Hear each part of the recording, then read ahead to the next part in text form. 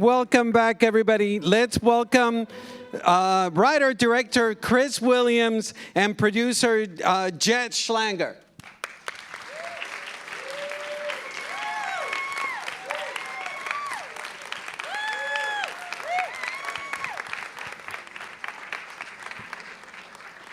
Hello. Welcome. I'll start with you, Chris. I was crazy about this film from the get-go. It's like a crossroads between live action and an animated film, and I don't recall ever seeing anything like it. Can you tell us about your approach to the film? Well, you definitely hit the nail on the head. We talked about that a lot as we were putting it together, that tonally it did feel like it was sitting somewhere between what we normally associate with North American feature animation and more of a big live action spectacle action adventure story. And so, but we were really thrilled with the idea that we couldn't really quite compare it directly to any other film. And we were certainly wearing our influences on our sleeve. You know, I grew up loving the big adventure stories, you know, the big adventure movies like King Kong and things like that. But we were making something that felt special. So yeah, Raiders for sure, yeah. Jet, one of the fantastic things about this film is that there is something for everybody that appeals to everybody. If you want comedy, there is comedy in there. If you want action, there is nonstop action in the film. You know, tell us about addressing the sort of the different niches? Sure. Yeah, I mean, it's funny because this sort of, from the beginning, I think Chris always envisioned this movie as being an adventure movie first, and it was always about it playing as a big adventure movie, having like real stakes in terms of life and death and peril and exciting and adventure. But, you know, somehow through the process of making the movie and getting people together and sort of working in a room, it's like it starts to become even more accessible for all sorts of different audiences as you start to sort of fine-tune the movie and story reels and storyboard process. It's like it's this amazing process of like where all of a sudden there starts to be this little thing each different place. It's like, oh, this is kind of funny here, but this is like really serious and emotional over here. And it's I think it speaks to a lot of like what Chris was trying to do with the movie, which is really try to create a new world and a new feeling of immersion for the audience that could come in and really experience it and have all sorts of different facets of emotions and experience as part of it. And we also knew that we didn't think of it as primarily a comedy. Yeah. You know, and every other movie I've worked on, probably you'd say that was the goal. We wanted to make it as funny as possible. And so you end up creating scenes built around the idea that you're desperate for the next laugh, and that can sometimes make it feel a little forced, right? And in this case, of course, we wanted it to have fun and funny moments, but we were able to arrive at those moments, I think, a little more organically than I would have in other films, and so I was really proud of that. Yeah. And did I interrupt you? Oh, no. You know, all I was going to say is it's one of those things that animation as sort of a genre versus a medium, right? And it's a big thing that Chris talked about a lot when we first met. And what he was trying to do with the film is that not try to pigeonhole ourselves into being a family comedy and trying to actually make an animated movie that didn't feel like it had to be that. And I think it was something we talked about from the beginning, and I think we carried it through what you guys saw today. So I'm super proud of it. And tagging onto what you just said about pigeonhole yourself into one particular box, there are so many themes in this film. I mean, normally you go see one animated film and you say, okay, this film is about this. Whereas when I was watching this film, I was highly entertained, but then all of a sudden it's like, oh my God, this film is about family and the family we build and the family we choose. And then there's, you know, breaking the cycle of violence and aggression and anger. There are all these themes that are in this film. Can you talk about that development? Sure, yeah. I love your assessment of the movie. I did want it to primarily be a piece of entertainment, you know, just be a really fun experience, channeling my love for the old Harryhausen films, the Sinbad movies, Raiders, all the rest of it, right? Into a movie that could sit alongside those great films, hopefully. But of course, you want it to have a thematic resonance. And I always said that I think sometimes people believe that a movie can only have be about one thing or have one thematic idea. I don't really believe in that. I think that there can be multiple themes as long as they speak to each other, they inform each other, and as long as you can identify primarily what it's about, you know. And so we do have different themes and currents that we explore through the course of the movie. But I think primarily it is talking about this idea of the cycle of violence and how we get into these cycles and how they perpetuate themselves and how difficult it is to escape those cycles. And then we go one step further in the end and we say that sometimes there are powerful people and powerful interests that will pit us against each other and create narratives for their own gain. And I like the fact that we can tell an entertaining story, hopefully with great characters and character dynamics, but also underneath it talk about things that are challenging at the same time. Mm-hmm. How did you arrive into this world that is fantastic, is grounded in historical accuracy, but at the same time it feels like it's today, it's very current? You know, tell us about how you. Well, yeah, I guess it's sort of a two-parter there. I mean, initially, when I talked to Matthias Lechner, the production designer, we talked about the fact that I wanted to create a world that felt very like it had a history, and that there was a world that existed outside of the frame and outside the story being told. So we talked about things like Lord of the Rings, the show Game of Thrones, and Blade Runner. Where you got a sense that there was an entire world going on outside the film, and so that was something that the entire visual development crew really took to heart, and of course I'd love to take credit for all that, but you know I work with really talented, amazing designers. So would right? I'd like to take credit for that too. But at the same time, of course, we're talking to an audience today, right? And we are living in the world that we're living in, and we care about the things that we care about now, right? So as you start to talk about themes that have a resonance, it has to be resonant today. And of course, as I discussed, there were some thematic ideas that felt very much of today. And of course, you want your movie to have a relevance. But as we were developing the movie over the course of about 4 years, I almost didn't need it to get that relevant. You know what I mean? It felt like it was getting just almost touching too much of a nerve for my liking by the end of the film. Mm-hmm. Jed, talk to us about your approach that the film looks so realistic, like nothing I've seen on the screen. And we're dealing with animation, but it feels real. Yeah, I mean, I think, you know, one of the things that we discovered through the production design process of sort of figuring out what do we want this world, and a big thing that Chris really was keyed in overall, and Matthias carried as well, is this idea of immersion, right? This idea that, like, you're really in this world, and what is it, what are those signals that give us that? And a lot of it is like the tiny little details on the ship. You see the weather staining, you see the floorboards and the wood in there, but then you also sort of have this sort of visceral feeling and this history that's like, what we're trying to do is present like a world that you can live in, and then when you couple that with this visual effects, this water that looks like it's unbelievably real, and then it sort of starts to set the table for how detailed, how realistic, and the whole picture that you start to present. And I think that that's actually one of the things we were able to really kind of find this beautiful sort of essence of reality, but still let it play in animation. And it's that stylization of character and everything. But I think a lot of it has to do with like the full combination of all these things that you realize you're in the world after the first couple scenes, and you're not questioning where you are or what you're doing or what's being presented in front of you. You're just in it. And the key word there really was immersion. That word came up a lot in the course of making the movie. We really wanted to sweat the details to make people really believe in what they were watching, right?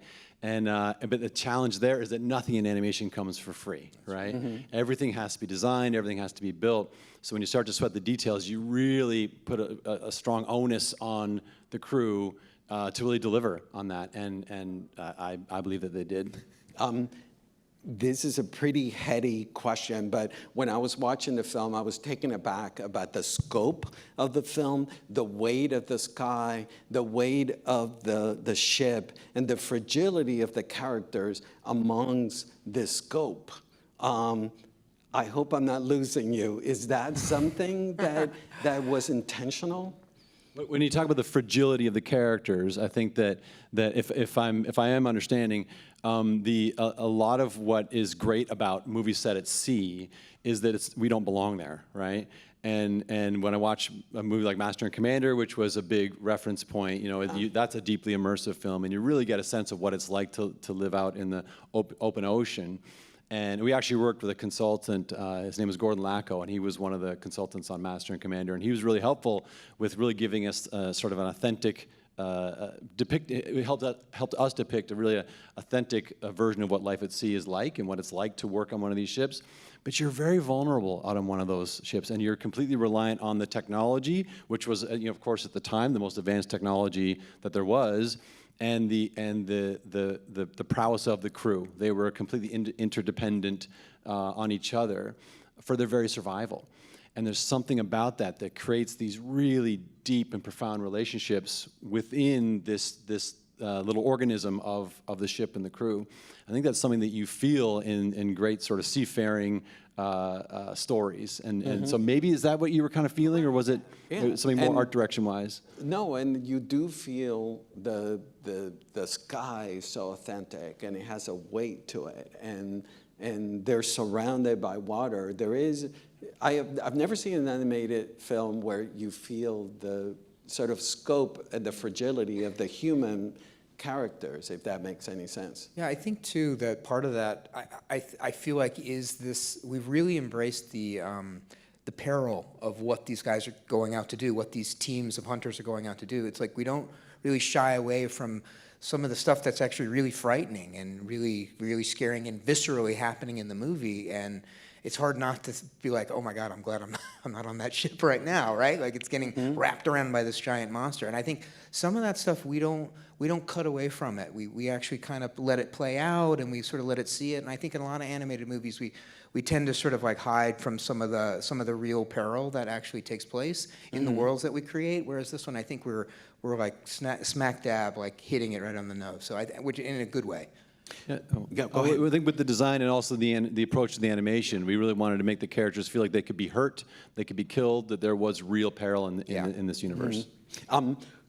Two of the hardest things to animate is one, water, and the other one is ropes. And in this film, 90% of the time, you're surrounded by water and there's ropes everywhere. Yes. Tell us about those challenges. Yeah, this movie was a bad idea. Yeah. From the beginning. Never make a movie like this. I don't recommend it. You're again right on the money. Water is hard. Ropes are hard. One of the things that's something that's really great about the animation community is people love a challenge, right? People don't shy away from a challenge. And it's a relatively small community, and we're all really excited about what everyone else is working on, and we're excited by the problem solving of it. And there's the side that's the artistry, and there's the side that's the technology, and they really inspire each other. So someone will come up with a story idea, or will create a story that will create technical demands, right? And then the geniuses on that side of the fence, they figure it out, and then they allow us to expand our worlds and our thinking, so the next time around we can come up with something that's challenging again for them, right? So there's this thing where all the departments are really energized by every other department. And so I've seen a real advancement. Like when I worked on Big Hero 6, there was a brief Academy Award winning Big Hero 6. Thank you. Oh, stop. There was a brief scene where our characters went into the water, and everyone turned white and was like, "Oh, we can't do this." And I said, well, what if I reboarded it so that it was just like 5 shots or something, right? Like, what if we just sort of try to minimize the impact that way? And we reconceived the scene, and we were allowed to do it, but it was very restrictive at the time. We had, between that and one of the necklaces that one of our characters wore, it almost sunk the movie, right? Because it was, they weren't where we are now, right? And then the next movie I worked on was Moana, and I'm not looking for applause. Moana. And of course, in that movie, it's also, a lot of it's set out in the open ocean. And How many ropes? How many ropes was on that there was about like 6 or 7 ropes, which again, that almost sunk that production. But characters were going in and out of the water constantly, and they had long hair and all that. And so obviously they were capable of doing much more, but even then we had to count the number of times we watched characters go in and out of the water on screen because there was a real hit there. And now here comes this movie where there's characters are constantly going in and out of the water to the point where they couldn't really ask us not to do it anymore. Yeah, it's just inherently part of the story, right? So they had to figure out a way to work with us, right, and try to figure out how to pull it off. Mm-hmm. And they did. And super geeky question is the fact when you're designing, everything you have to design wet and dry. That's true. Yeah. Damp sometimes. And damp, Damp. sometimes in the middle, right? So you're drying off as the sun is shining on you, so you have a middle stage as well. It just depends. Like each of the characters has a wet and a dry, and I think Jacob and Maisie both have a middle stage as well. And then also the sets, boats, like the boat that's has right. to be done the dry. floor, the ropes, everything has a wet variant that the lighting department can use or not use depending on the situation that's unfolding as part of the sequence. You mentioned lighting. I have to point out that the lighting in the film is it's natural lighting, and we see the sources, which was mind-boggling for me to watch the film. And all of a sudden, there's a scene with a candle, and that's the light source, which is not common in animated film. Can you talk about that choice? Yeah, you're right. Actually, it's not something that we do in animated films. It's actually we usually do the opposite, and we light very theatrical. Whereas in this movie, and I think it speaks to some of the things we've already talked about immersion, about sort of finding the world and the technology of the world where it is, and not doing anything that's going to remove you from that feeling. And using natural sources, candlelight or torchlight or whatever else, that's all in line with that same kind of thinking of like, this is how we do this, and this is how you feel like you're in the cabin with the captain, and the candles are flickering a little bit. I mean, that's what we're going for, exactly. And I mentioned to you outside about the color coding in the film that was mind-boggling to me. The fact that there is this struggle, if you were to watch the film again, of red and green, and then greed and corruption is represented with the yellow colors. And can you talk about the color coding in the film? Yeah, absolutely. And the amount of planning and the amount of collaboration for an animated film of this scale is astonishing. And we work with incredibly talented and hardworking people. And the director always ends up getting more credit than they deserve. So I'm happy to credit Matthias and Woon, our production designer, and our art director for really being the masterminds behind the color palette.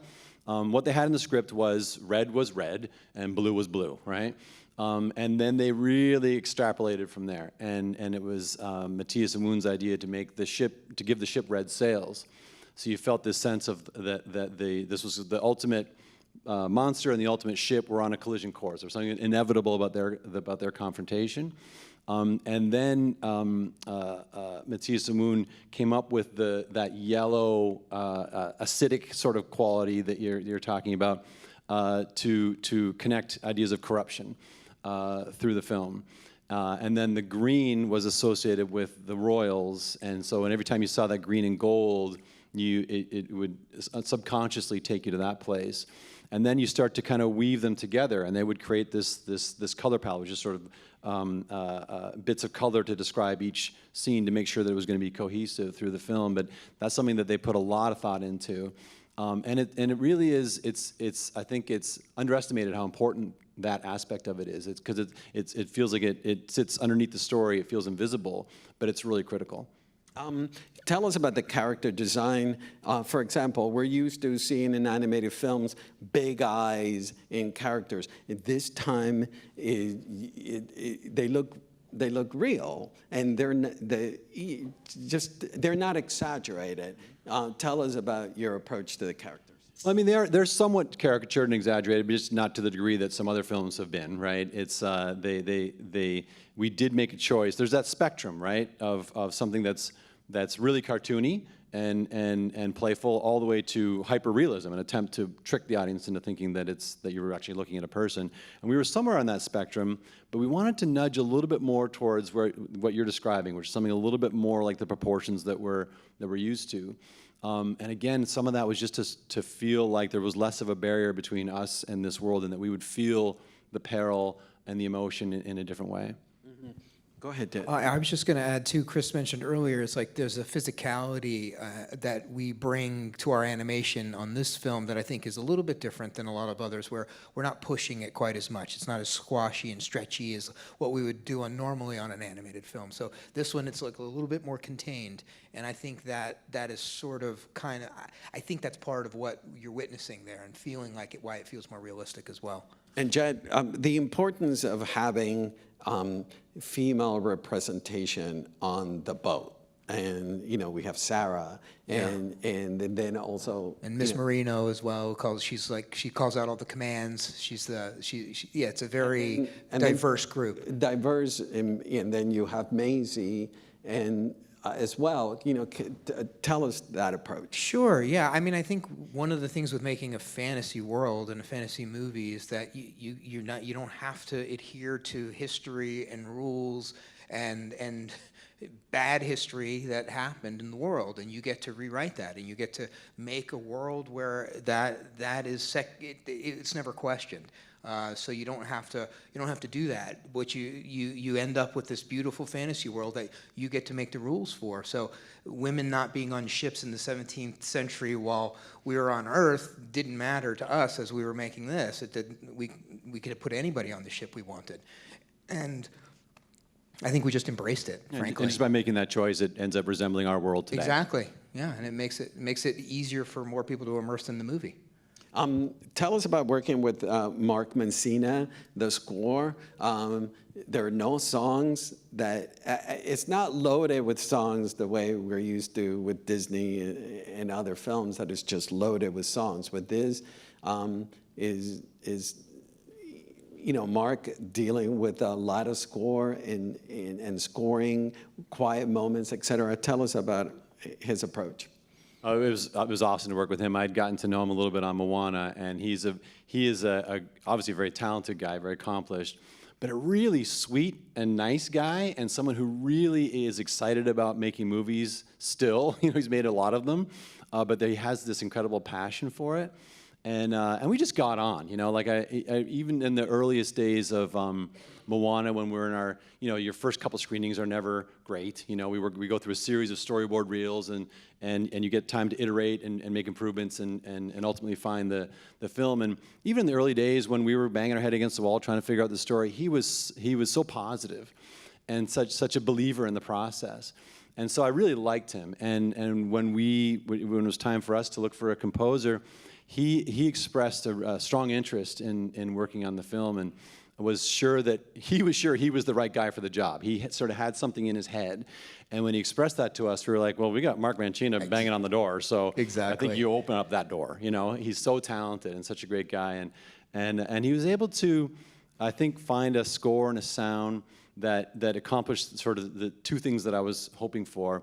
One is feeling like referencing back to the great classic scores, even Lawrence of Arabia, things like that, this big sweeping epic quality. But at the same time, doesn't feel trapped in the past. There are modern ideas, modern components to it, so it feels like it's moving forward at the same time. And to your point, he wasn't afraid of the quiet moments. You know, a lot of times composers might have an impulse to fill everything with music, and he oftentimes was wanting to hang back and make it really count when he would enter. And there were times where I asked him to actually, like, just give me a little more music here, and he was obviously very agreeable, but he was not trying to impose himself on the movie. He was trying to support the movie. Yeah, I felt like too, something he said a lot was he really felt like he was trying to score it the way he would score a live action movie, as opposed to the way some of his work that he'd done in animation prior to this. And I think sometimes in animation we can we know what we want from the audience, so we sometimes will score it in a way that sort of tries to bring them closer to that breaking emotional point. But I really felt like Mark was super respectful of partially, it's like a lot of what Chris was trying to do, but I think too, there's this feeling of like, we can do something different here and actually really pull it off in a great way. And I think he realized that very early, and I think that really helped us, and I actually think it really helps the film play. Yeah, I think that's a really good point, that one of the things we were trying to avoid is hit every single beat or really push on every joke. And he really liked that he was just kind of playing through a bit more than he normally would for an animated film. How did you narrow the fact that about Jacob and Maisie, and that they were the heart of this, their relationship is the heart of the film? Well, that was certainly a choice. You know, there's something I would say a lot, because my job is to try to explain to everybody what they're working on, you know, and then let them do their thing. And it's a big movie. It's a sprawling, epic story, and there's a lot of characters and elements and thematic ideas. So I would say this movie is more about Jacob and Maisie than it's about anything else. And so they're the center of the plot, but also the center of the emotion of the story. To me, then it's very critical that dynamic be compelling, right? And a lot of times people talk about creating great characters, but I tend to think more about character dynamics, because no character is interesting sitting in a room by themselves, right? It's always about how they play off another character and whether they're great foils for each other.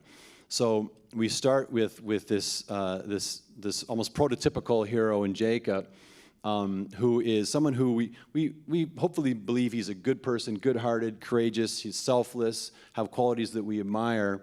But he's someone who's very capable, very confident, and probably used to things kind of going his way, right?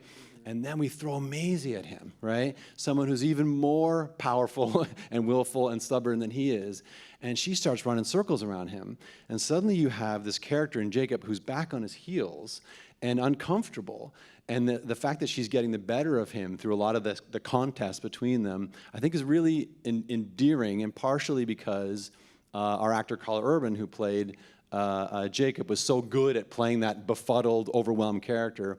And we talked about in the animation, never making him seem angry, but always just seeming overwhelmed by her, you know? And then, of course, was Zaris Angel Hader, who played Maisie. I mean, what a find. She was incredible. And when we went to cast that character, it was important to me that it not be an adult who's playing young, but actually find someone who really was a younger actor. And we found Zaris, and she had just this natural ease and charm to her. But of course, as you watch the movie, there are moments along the way that are that ask a lot of our actor, of her. And she turned out to be just sophisticated beyond her years. She was incredible. And there's that big moment of confrontation towards the end of the film when the king tries to shut her up, and she fights back. And actually, I'm getting a little emotional right now because I'm thinking about that moment with her, where sorry. So it was an incredible moment because she was such a beautiful person, and for a moment like that, sorry, I'm okay. This happens to me sometimes. I get into it. So for a moment like that, like sort of the peak of the emotion of the film, a lot of times when we're working with our actors, I will anticipate multiple sessions, coming at the scene from different angles through multiple sessions, just to give them a chance to really dig into the scene. And I anticipated that would be the case for that moment, with especially someone as young as Zaris Angel. And but I mean, Jed, you were there when she did that "I have every right" line. She delivered that line. The reason I'm getting emotional is because she broke down after she delivered that line. She gave that line, and she started crying, and her mom was there, and she started crying. We all did. We all started crying, and it was something that came out of her that was very deep. And on one level, we're like, wow, this was going to be the most, in my mind, the most challenging moment for any of our actors in the whole film. And she delivered it, and hallelujah, we have a movie, right? That had to work, right?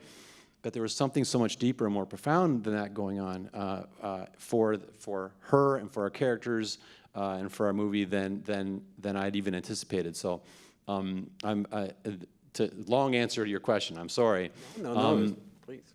All the pieces came together between Jacob and Maisie, Carl and Zaris Angel, and really the dynamic between them. That was so critical to the film's success.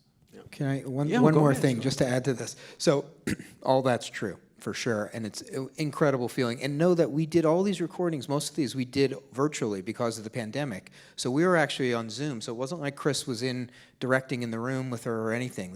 They were in London, we were in California. So just that alone is also tricky, but that wasn't what I was gonna say. I was gonna say that when one of the first scenes where we really felt like that dynamic was working was the fight with Red on the beach when they first come to Monster Island and they're in the nostril and he gets shot out and everything. And you really start to feel that dynamic and they're kind of mad at each other and everything.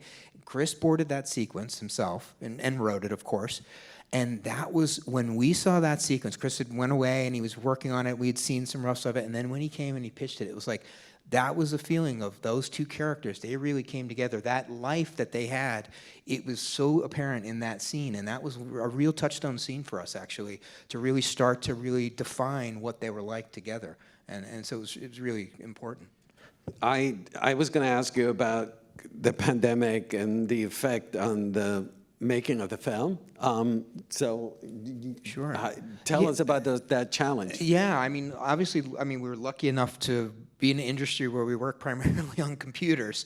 So we were able to keep making the movie, basically. We worked at Netflix for about a year and a half prior to the pandemic starting. And our sort of typical process is, there's the story reel process, which Chris sort of spoke to, where we storyboard each sequence, and then we're sort of doing a rough cut and editorial with temporary dialogue, sound effects, music, to sort of get the feel for the sequence. And then those sequences are strung together, just like our movie, and then we watch it. Chris sort of iterates with each of the artists as we do that to sort of hone in on the movie, hone in on each sequence. That's sort of the process that we take. And then doing that live for about a year and a half really helps a lot. And being in the room and having that dynamic, but we obviously didn't have a choice and we had to switch. And so luckily for us, we had such a strong collaborative foundation with our team and from Chris in the way that he wants to work, that I really felt like we did not skip a beat, and it was a miracle that we didn't, because of the complexity, the sophistication of actually just making this film and what that was going to take. I mean, I have said this a couple times, this would have been a hard film to make in the studio and just be there in the day-to-day in the office. So switching over was a huge and scary moment for us, but I do think that foundation we had in the beginning really helped drive us through it. Truly. Yeah, I totally agree. I was very nervous when we had to go home and work remotely, because of course that makes the communication more challenging. Because to me, collaboration is so critical, to your point, but it's hard. It's hard to everyone sort of says, oh, collaboration is great, but to really institute it and to really work that way is challenging, because it forces you to set aside ego and insecurity and really challenge each other in a supportive way, in a respectful way, right? And be able to disagree with each other and get all the best ideas on the table. And we had that for that year and a half. There was a great energy and a great spirit to the crew. And I was so concerned that when we went home, we were going to lose that. I was deathly afraid, but I could tell right away that at that point, we'd gotten past all the pleasantries, and we'd gotten to know each other really well, and we were all making fun of each other at that point and drawing caricatures of each other in meetings, and we'd gotten through all that, right? And what I felt was a real investment at that point. People cared enough about the movie that they were going to try to figure out how we could have these meetings on Zoom and make them productive. That's great. And the last question is that this film is a unique combination of full-out animation and special effects. Can you talk about that? The scope of the film? Yeah. Yeah. Well, it's big, and I think you're right that it is some of what I'd been working at Disney for like 25 years, and there is like a sensibility that I bring with me, but at the same time I wanted to make something different, something that you hadn't seen before. And again, the movie that I loved the most as a kid was King Kong, and I know it wasn't my version of King Kong isn't the one that people are supposed to love, but it was my King Kong. So just the idea of heading off to the uncharted island, the mysteries beyond the horizon, and the fact that they're able to create empathy for a creature of that scale, all that stuff really resonated with me. and I wanted to, and then of course, Lawrence of Arabia, Raiders, all those great adventure stories. Those are some of my favorite films, and I wanted to make something that felt like that, which I don't think you'd quite seen in animation before. And so I was sort of taking these two sort of different impulses and trying to put them together. And honestly, it's a story that has been in the back of my mind for many, many years. You know, I always wanted to make something like this. Actually, when I was a kid, I used to make little stop motion movies with my dad, right? And it was always variations on this kind of thing. There was lots of there were adventure elements and action elements. It was dinosaurs fighting cowboys and robots fighting dinosaurs, and and there was my opus was there was a turkey man who was battling chicken men, and there was much ketchup blood that was shed. But that's coming to Netflix, isn't it? In a month, I think it'll be on service in a month, folks. But that spirit of just sort of action and adventure is something that I've always loved, and I wanted to make something like that. Well, thank you guys for being here, Chris and Jed. Lucky for us. Yeah. Thank you. Yeah. Absolutely. Thank you, everybody.